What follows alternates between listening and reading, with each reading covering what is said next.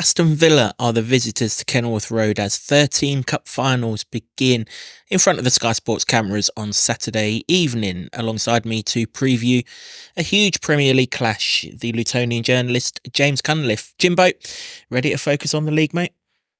Yeah, get back to the old bread and butter, shall we? Bread and butter indeed. We'll preview the game after this intro. Can you believe it? We are Premier League! Yes! I love this town. I love this town. I love this town. You know what I love about this town is actually you. Everyone in it has got these massive souls. We're Luton people, and that's what we care about.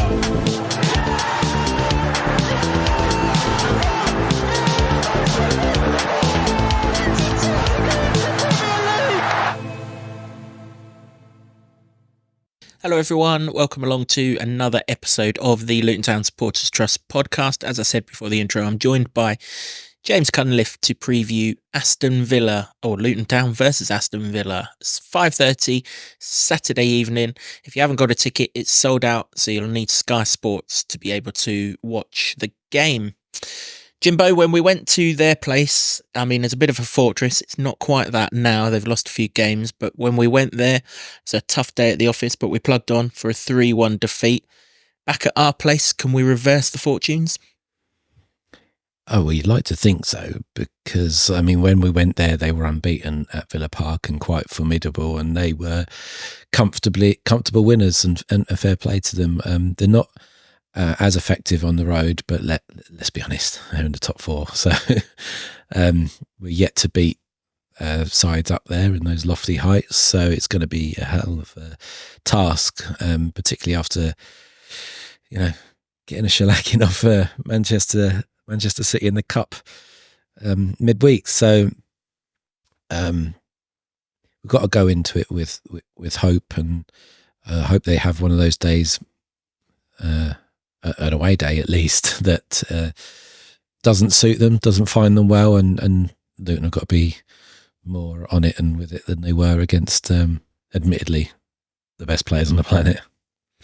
Yeah, this is an Aston Villa side who have failed to score at Nottingham Forest this season, failed to score at Everton this season.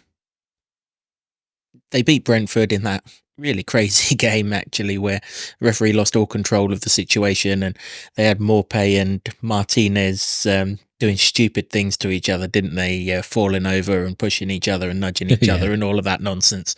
And obviously they've walloped Sheffield United, par for the course.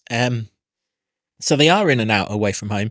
You're absolutely right. They come into this game off the back of doing us a favour by walloping Notts Forest last week. Thanks, Villa.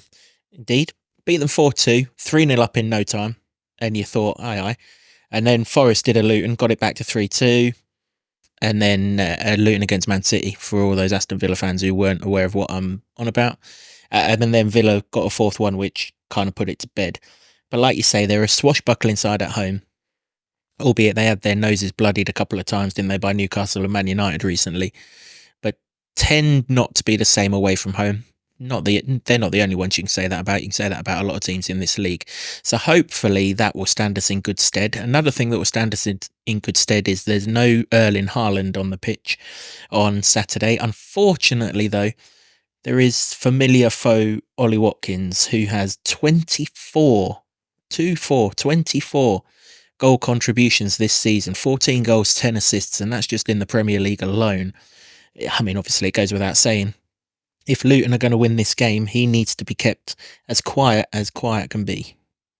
Yeah, he's not stopped being absolutely fantastic, has he, since we've last been there, and we highlighted him in the first podcast where he was absolutely on fire. He's one of the best English strikers in the division, if not the best at the moment, comfortably. And Aston Villa's position probably reflects that, but they've got many other talents as well. I mean, McGinn in midfield and all number of players. Leon Bailey doesn't stop scoring at the moment. So now I'm saying that, I'm a little bit worried because Luton got cut open far too many times against Man City.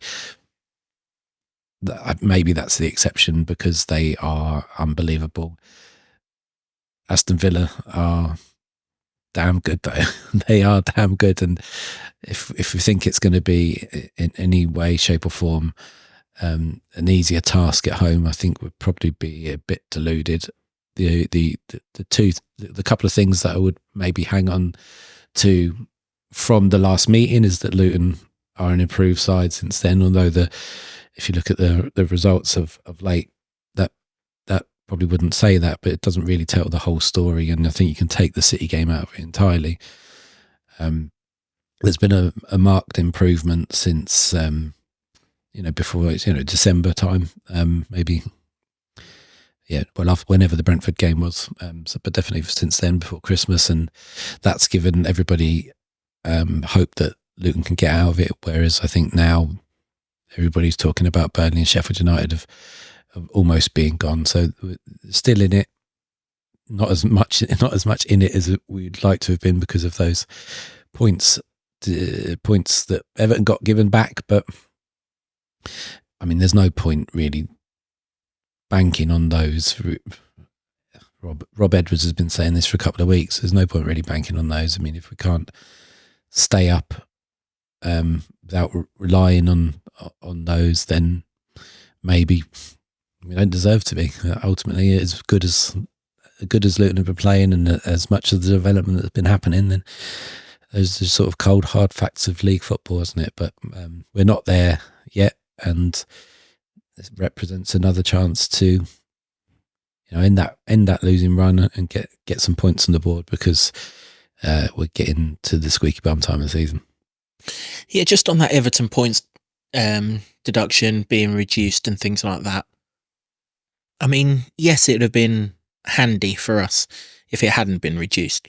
Obviously, 10-point deduction's a downside better than a 6-point deduction. But I think when you look at it in the cold light of day, that deduction should have applied last season. That's for the 3 years that it was all about. It's only the fact that football authorities twist their thumbs for so long that we've actually benefited from it in any way, shape or form this season. Obviously, the 2 charges against Forest and Everton from earlier this season, that does apply to this season. And yes, we should be ones to benefit from cheating football teams. But really, you'd be more hacked off if you were a Leicester City fan, wouldn't you, from the fact that Everton got a points deduction when they should have had it last season, because Leicester would be in the Premier League now and not Everton. Yeah, I mean, this is shaping up to get really messy. For those teams, I wouldn't begrudge those trying to take some retribution in the courts, which is probably all they've got to do it. They can't time travel and go back, that's for sure. I can see that happening. I could also see the situation this season, whereas perhaps Luton do have they could be safe, and then points get given back after the season. It's so frustrating. It actually, it's worse than frustrating. It's absolutely bonkers and mad how shambolic this is being dealt with. For not just Luton, for a whole host of teams who just will not know for certain where their team stands at the end of the season, and it could be decided not on the pitch. It's just not. That is not acceptable in the top flight, and it should have been dealt with much earlier. The fact that we're probably going to get to the end of this season and Man City aren't even going to have anything done to them over their 150 charges, and that's a whole other kettle of fish. It's just not acceptable, and we all want Luton to get enough points to make sure that is not going to be a factor in the end of the season. But does anybody have any faith in the football authorities? Look at this flag behind us. Do you?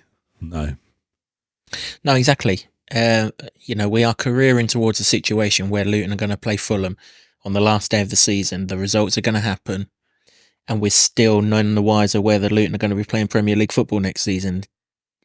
This is the biggest, supposedly best league in the world. This is a global institution, a multi-billion-pound brand. How you can have a competition that finishes but doesn't finish is just bonkers. Just sort it out, Premier League, right? Just put the punishment to the crime. When the crime's committed, the punishment's enforced. Then they have the appeal, right? hey, you're lucky you get the appeal right anyway. We didn't. So then you have the appeal time. And that just makes it so much quicker, right? I've got to say, I think teams have a bit of a cheek having the right to appeal, because what do they use for an appeal? The best KCs in the country, who don't come from £5 an hour. They're not a minimum wage, these KCs. So they've sort of overspent, which is the reason why they've broken profits and sustainability rules. So now they're going to overspend to try and get their punishment reduced. It's backhanded to me, really. The money that Everton have put into their KC to get these points back, presumably is going to go on to their PSR down the line, which they're obviously still failing because they've been charged again this season. So they're spending money that they can't spend to save their asses. It's like the tail wagging the dog, really, isn't it? It's just, I don't get it. I've heard it in the media this week. Oh, fines are enough. So you're going to fine someone for having spent too much? I mean, how can that possibly be the case? You know, you can't fine someone for overspending and then creating an even more of an overspend. That makes absolutely no sense. So it has to be a points deduction. But let them know the deduction before it happens, right? Let everyone know what the punishment is. And maybe we've now got the punishment, right? Maybe the punishment now is 6 points and everyone knows it.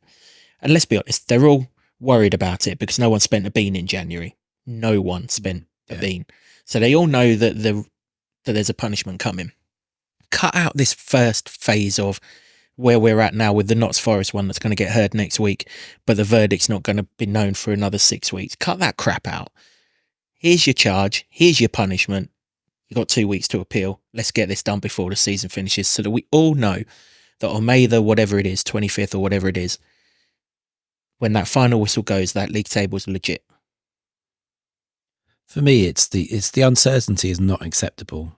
If there are a list of things that you've done that you can do wrong, then every single one of those should have a points total attached to it. So it's not ambiguous at all. It's like if you do that, Everton got into a lot of bother. That half their fans talk about the stadium, but there's also a situation where they didn't want to let a player go. I forget his name. Can you remind me? What was his name? No. Who cares? He's Everton player. They didn't want to let a player go. Or no, that was Forest, wasn't it? It was Forest. Johnson. Sorry, Everton fans. I'll give you that one back. Yeah, on the Forest side, they didn't want to let Johnson go, and now they've got this charge hanging over them. If they'll know in future, if they put the punishments out in clear black and white. Oh, if we do this, we get that and that and X. I mean, ultimately, it could be that is still a system rife for manipulation, but there's no room for manoeuvre. If you get, as Everton have, if you get the charge proven, 6 points, off they come straight away. What are you going to appeal against? It's there, black and white. It's this uncertainty that's not helping anybody. Apologies, Aston Villa fans. We will get back to the games like it was the first chance we've had to talk about this game. Well, it does influence this game, doesn't it? Absolutely. We would have been going into it a point behind Everton. We're going into it 5 points behind Everton, 4 points behind Notts Forest, and that could be extended because they both play before this game. Notts Forest at home to Liverpool, Everton at home to West Ham. So it does impact this game, but it impacts everything, doesn't it? And yeah, you're right. I can't understand. I can't in any walk of life think where you can have a punishment for any crime and not know a rough idea of what the punishment is. You know, if you commit murder, you know you're probably going down for life. Yep. Commit manslaughter, chances are you got 10 or 15 years in the slammer.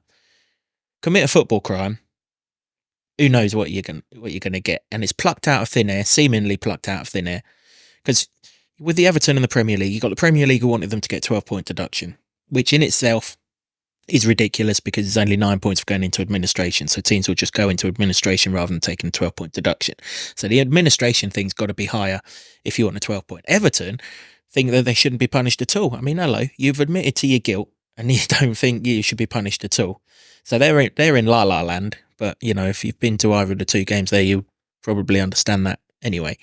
And then you've got a situation where they get 4 points back because the Premier League say that Everton manipulated how much they've spent on the stadium, and the appeal procedure, who've had to listen to Andy Burnham and every walk of senior authority of politician in Liverpool kicking up a fuss. So these appeal people have gone in to this meeting with that behind them.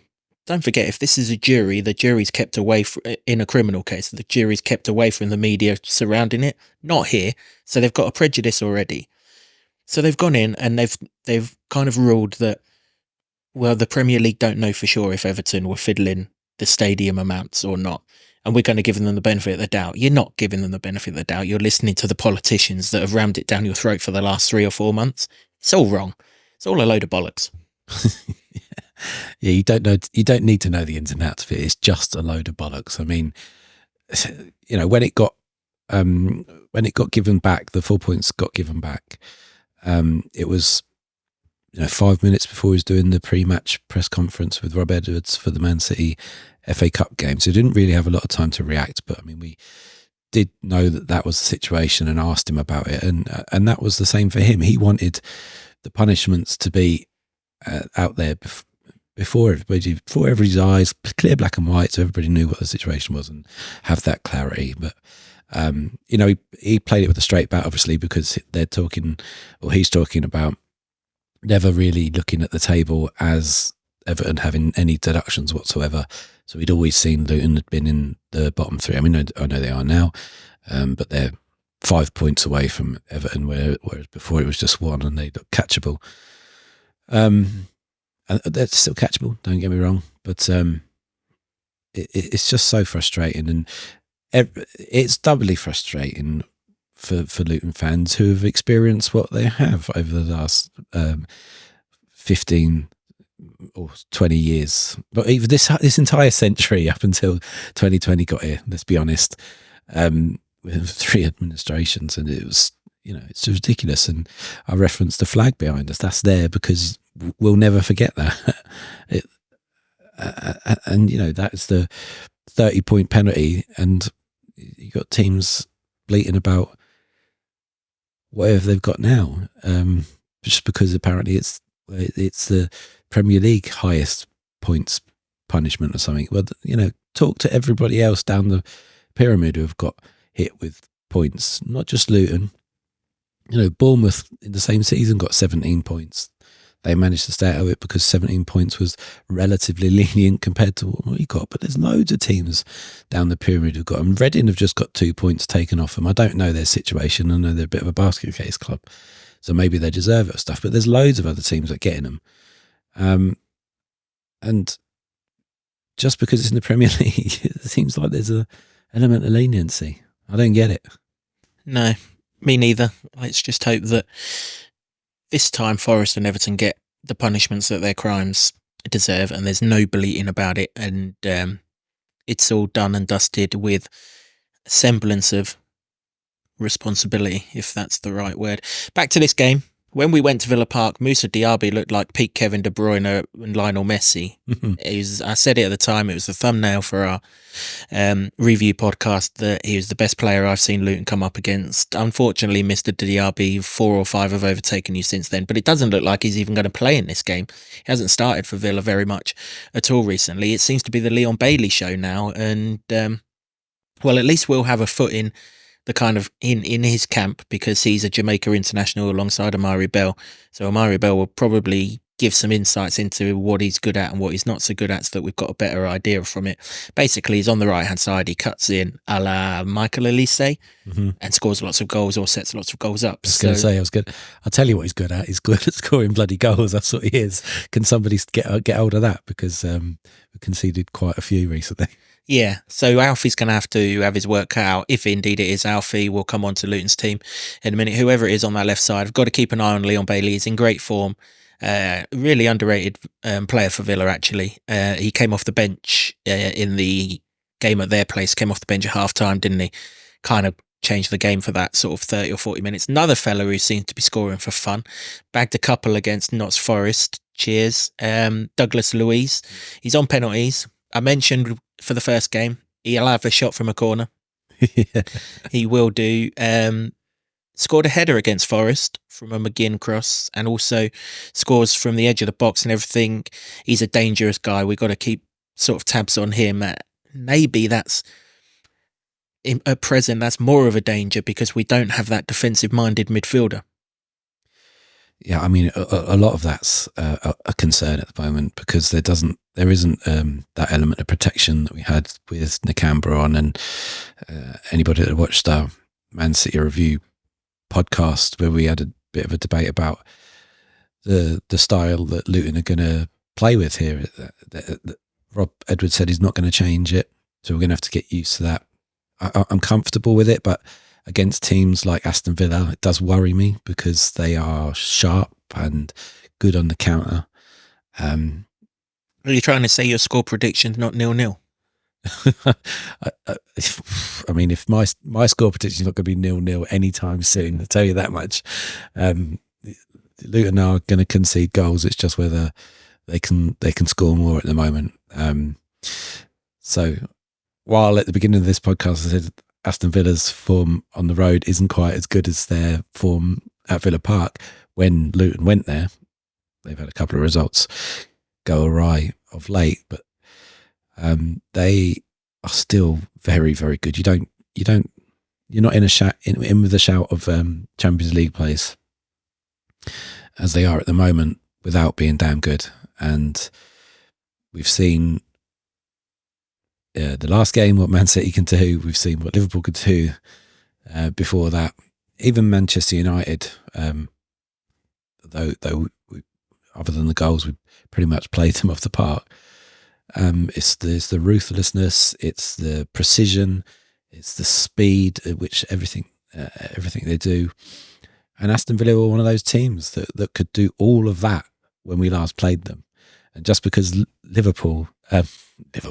just because Luton have got better since, relatively speaking, take out those last three results, if you just look at the results on their own, then Aston Villa, just by virtue of where they are and what they're going for, still in Europe, they're gonna be better as well. So it's not going to be an easy task in any way, shape, or form.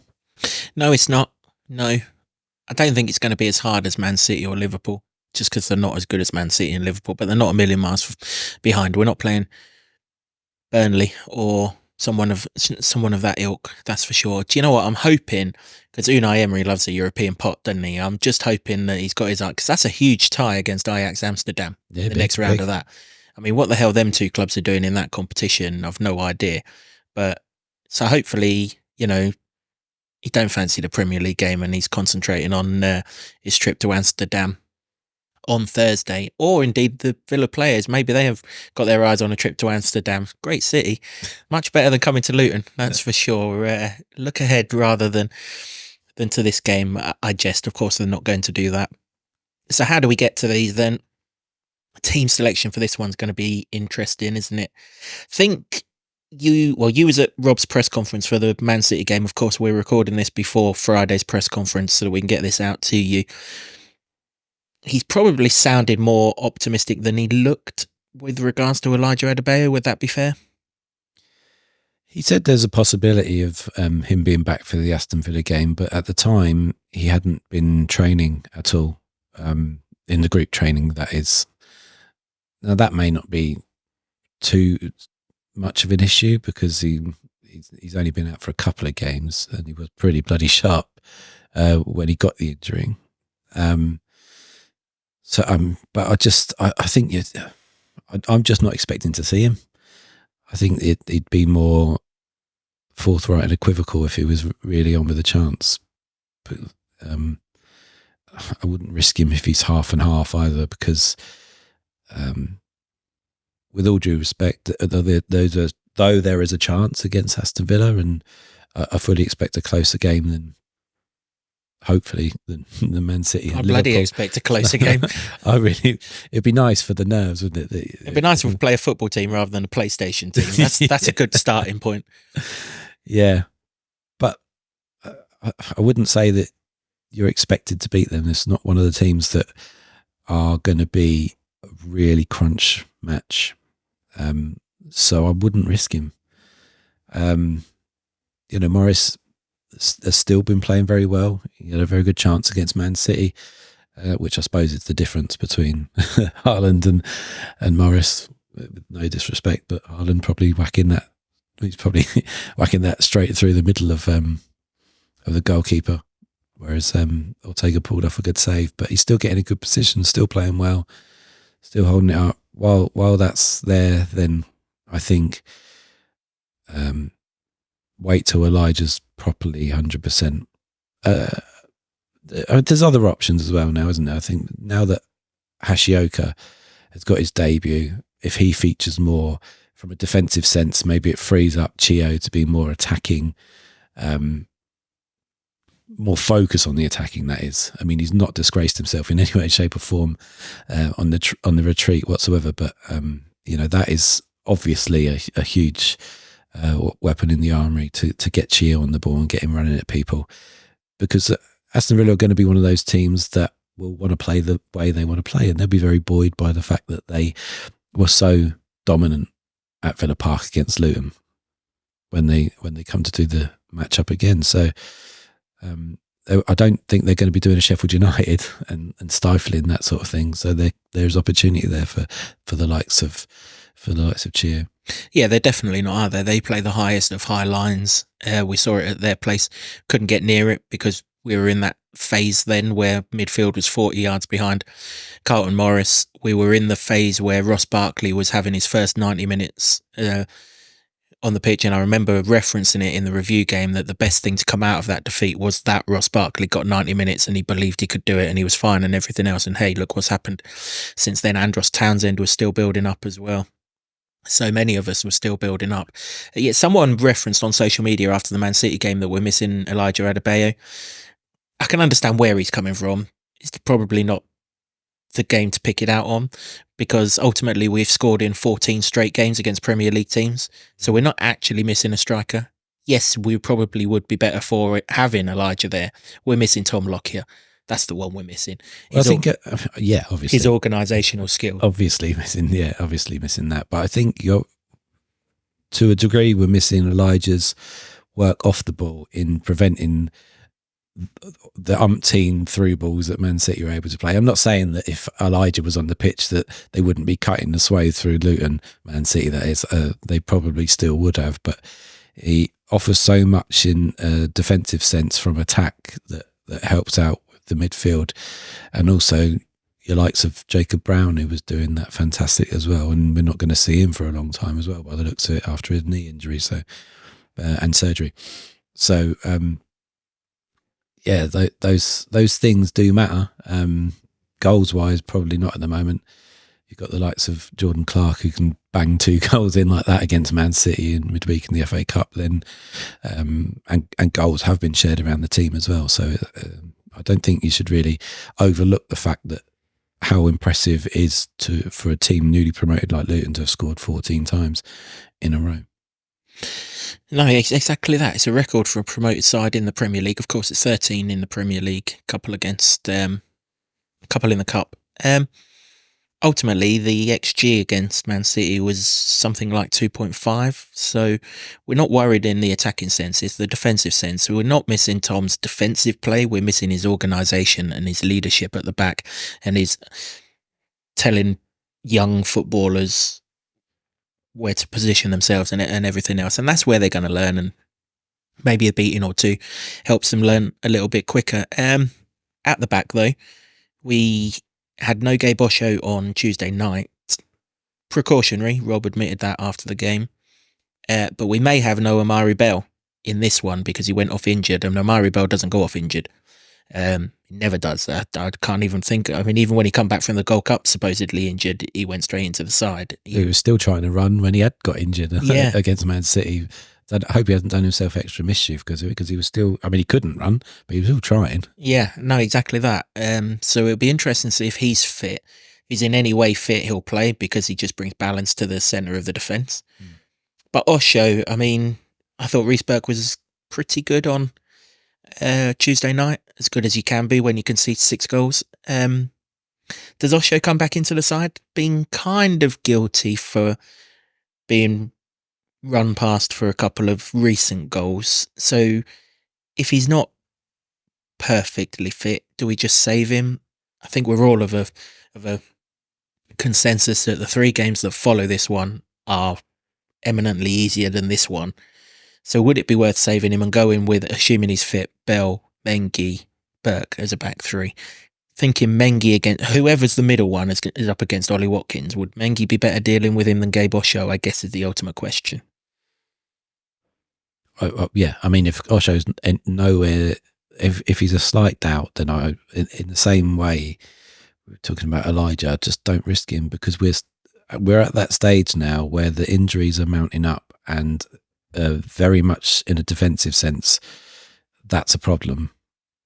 If you have to shuffle it for the Aston Villa to give him extra time to be ready for Crystal Palace, then that's more preferable to me. If he's in any way a doubt, then I think don't play Osho and Ted, and Mengi starts in that position, because Reece Burke, everybody knows that, watches this regularly and knows how highly regard him, and he's not had a hell of a lot of games this season, but when he comes on, he does well.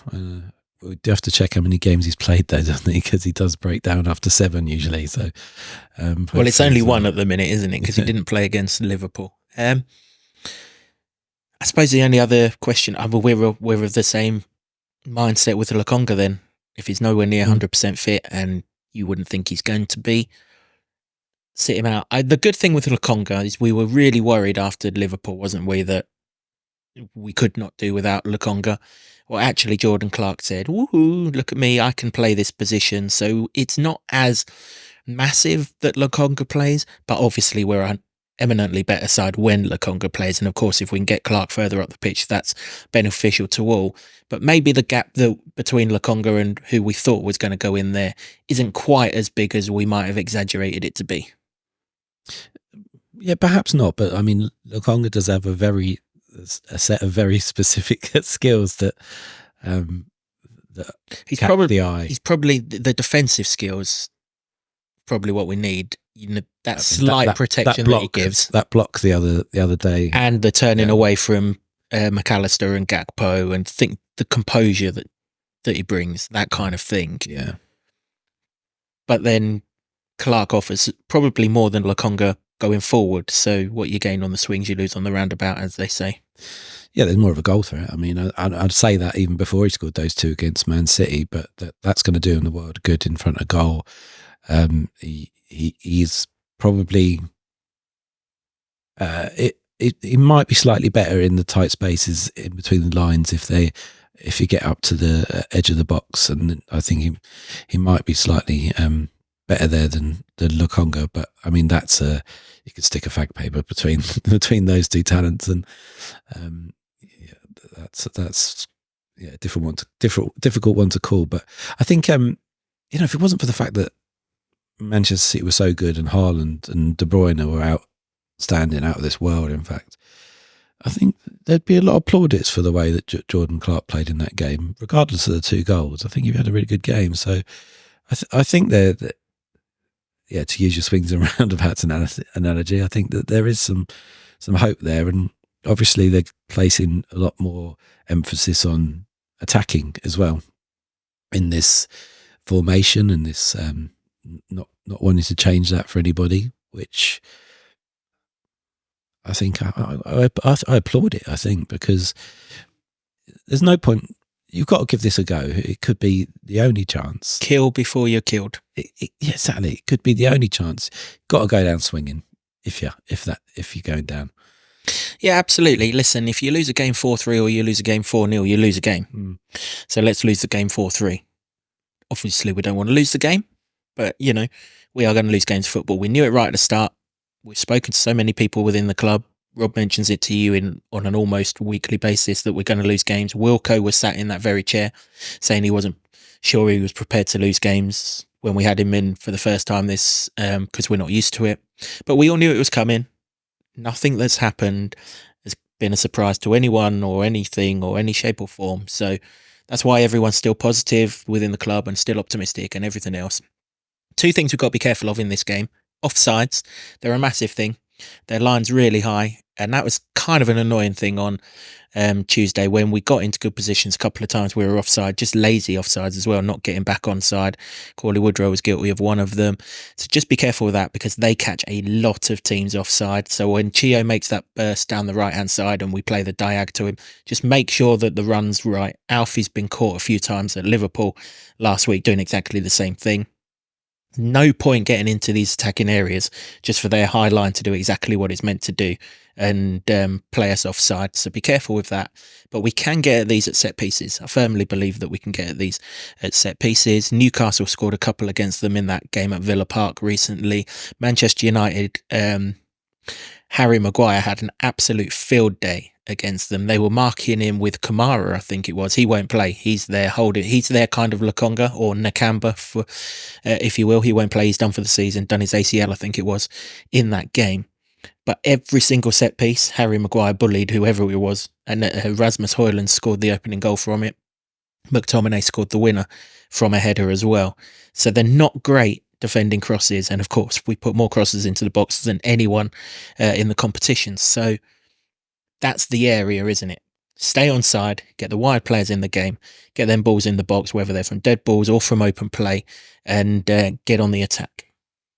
Yeah, we've got to get that working again, haven't we? Because for a couple of games it hasn't. Whereas previously you always felt there's a chance every time you've got a set piece, and there is if you use the flanks well, because if you can't get a cross in, you may get blocked. It goes out. You've got a chance.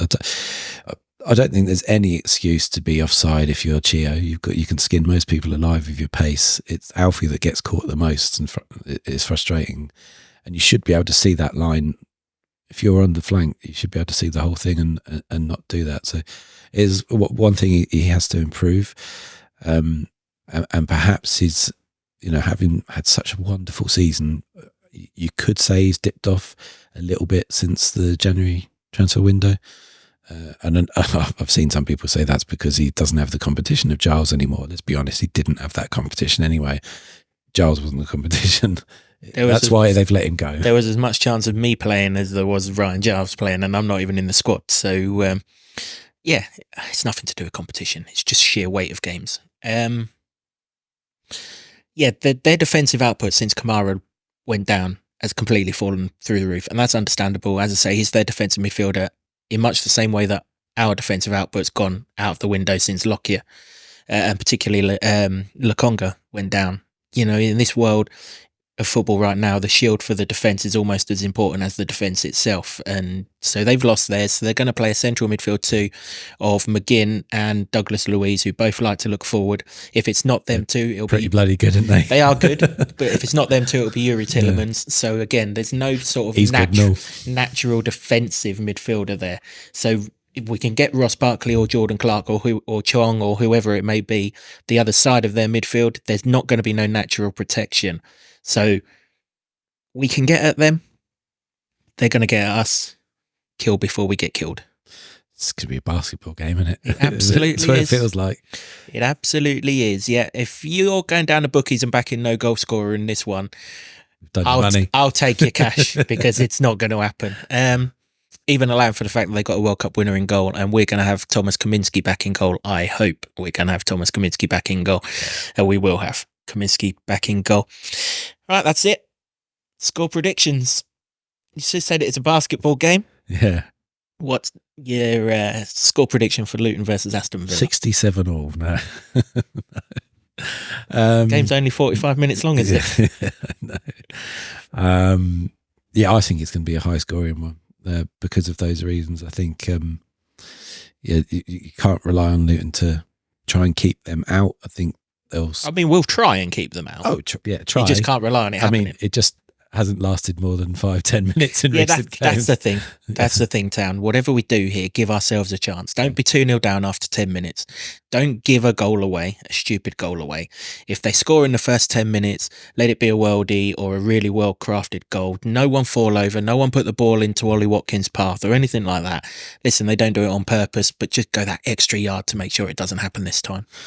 Yeah, and if that means playing a bit conservative for the first 10, 15 minutes, then I'd be okay with that, because it's a killer. It flattens the atmosphere and everything, and we don't need that. We need it to be up. So keep it tight for the first 15 minutes, and then absolute goal fest.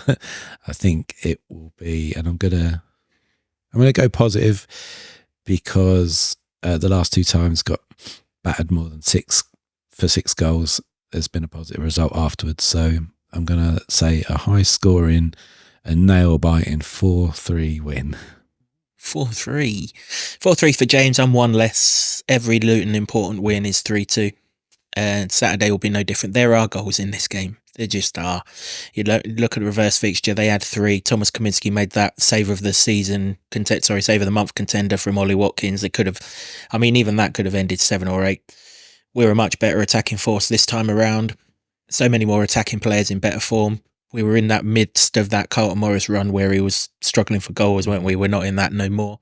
Got Teef Chong and everyone else playing really, really well. And ultimately, this game's on Sky Sports for a reason, because they know they're going to get a damn good game of football, because Luton Town are involved. Pretty much every TV game's had goals in it this season. This one is going to be no different. Don't like Villa as much away from home. I think we can get at them. Hopefully we can restrict them a little bit more than we've restricted, certainly than we've restricted Man City and Liverpool, and come out on top 3-2. Huge game, this one. And I think the boys will be right up for it. Just about under the lights. Still just about early enough in the year that we're going to be under the floodlights. I'll tell you what, in the world of mixed kickoff times in the Premier League, now that Gladiators back on the TV, I'm not happy about a 5:30 kickoff. What's going to happen here? Because you've got Ross Barkley on the football pitch, and then on BBC One you've got legend, aka Ross Barkley, on Gladiators. Are you going to tell me they're not both live? I don't know. I'm going to have to get a picture and look at them. Are you saying that Ross Barkley looks like Legend from Gladiators? No, I'm saying legend is Ross Barkley. He's an absolute dead ringer for him. Honestly, if you've not watched Gladiators, you won't have foggiest idea what we're on about. Also, what are you doing with your life if you've not watched Gladiators? BBC One, 7 o'clock, Saturday. What a show. What a show. I'm going to have to record it though, aren't I, because of this? I play it, mate. Yeah, I know, but I know it's not live when they do it, but if you really want to, you can whack it on your laptop and watch it whilst the game's going on below you. Well, I can't do that. It's going to be a 4-3 absolute monster of a game. That is very true. That is very true. Just make sure Ross Barkley's on the football pitch, not swinging from some rings or chasing someone up a wall or something like that. And that'll be the rest of us going up the wall, to be fair, I reckon. Can't be two more different personalities than Ross Barkley and Legend from Gladiators, that's for sure, albeit I understand he's an act and Ross Barkley's a damn good footballer. Yeah, whether it's football or Gladiators that you want Saturday night, it's going to be quite exciting. Or like James, go to the football and then watch Gladiators when you get back. I won't do that, by the way. Because, I might be more concentrated on the Gladiators. You won't be. No, I won't. It's going to be a hell of a game, and it's going to be nerve-shredding. Just let me know if you do watch Gladiators, if you see Legend and think Ross Barkley in him. It is an absolute spitting image, I'm telling you. That's for sure. Score predictions, that's ours then. 4-3 for James, 3-2 for me, both resulting in a Luton win. What's your score prediction? Let us know. You'll be not surprised to hear, James, no one was close for the last game. And I'm quite glad no one was close for the last game, because I wouldn't have wanted anyone to have predicted 6-2 in favour of Manchester City. So let's have your score predictions. Not much time to give us these ones. Obviously, these games are coming thick and fast at the minute, but if anyone does get the correct score, rest assured you will be shouted out in the review podcast, which will come along early next week. That's it for this episode of the podcast. Thank you to everyone for all the many comments that we're receiving right now. Plenty of them, particularly in that Liverpool review podcast. Admittedly, a lot from Liverpool fans, but we appreciate all of your comments. So we appreciate everyone who subscribed to us. We haven't forgotten that. giveaway that we promised you. We're just finalising 1 or 2 prizes, and once we've got that, we'll do a massive thing. Maybe we'll get that sorted out during the international break. Actually, that feels like a perfect time to do a deep dive and a giveaway for that. Do keep all of your comments coming. We read them all. We try and reply to as many of them as we can do. If you haven't yet got a ticket to the annual quiz, Tuesday night, 7 p.m, Eric Morecambe Suite, there are still the last knock-ins of tickets going around, so make sure you jump on the social media feeds or the link on our website to get your ticket to what is always a fun event. Podcasts do keep coming thick and fast. There are still another 4 games before that international break, 3 after this Aston Villa game, and we will be previewing and reviewing all of those games. So do subscribe to wherever you get this podcast so that you get a notification when each one drops so that you don't miss out. Thanks for watching or listening, however you've consumed this podcast. Thanks to James for keeping me company for the last 45 minutes or so. And thanks, of course, to the Hightown Club for staging our studio, to Sean Grant and the Wolfgang for our wonderful intro music. And He's a Villa fan, by the way. Not so much thanks to you for this one, but maybe from there onwards. And, of course, to Ed Smith Creative for all the designs that you see on set. If you have a ticket for Saturday night, be loud and proud as you possibly can. The boys need every bit of support we can give them for what is still a tough game, even if it's maybe not as tough as Tuesday night was. So until the review podcast, which we will have out early on Monday morning, as always, come on, you Hatters. Can you believe it? We are Premier League! Yes! I love this town. I love this town. I love this town. You know what I love about this town is actually you. Everyone in it has got this massive soul.